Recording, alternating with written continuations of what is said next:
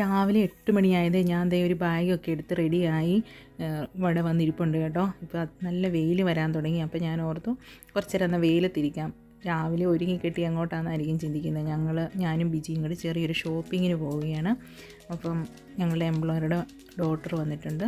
ഞങ്ങളോട് പറഞ്ഞു നിങ്ങൾ പോയി കുറച്ച് നേരം മൈൻഡൊക്കെ ഒന്ന് ഫ്രഷ് ആക്കിയിട്ട് ഒന്ന് കറങ്ങിയിട്ട് വരാനൊക്കെ ഞങ്ങളോട് തലേന്നേ പറഞ്ഞിട്ടുണ്ടായിരുന്നു.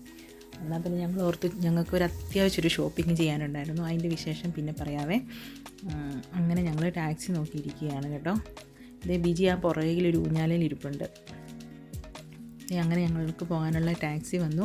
ഈ ടാക്സിയാണ് ഞങ്ങൾ എപ്പോഴും തന്നെ വിളിക്കുന്നത് കേട്ടോ.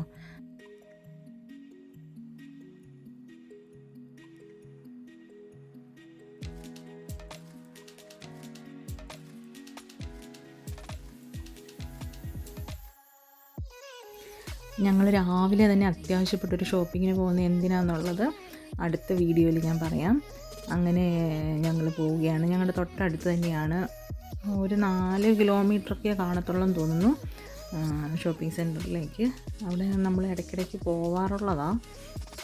ബിജി 2ാമത്തെ പ്രാവശ്യമാണ് പോകുന്നതെന്ന് തോന്നുന്നു. ഞാനവിടെ ഇടയ്ക്കിടയ്ക്കൊക്കെ പോയിട്ടുണ്ട്. അപ്പോൾ അങ്ങനെ നമ്മുടെ വീട്ടിൽ നിന്ന് ഹൈവേയിലേക്ക് തന്നെ 3 കിലോമീറ്റർ ഉണ്ട് കേട്ടോ.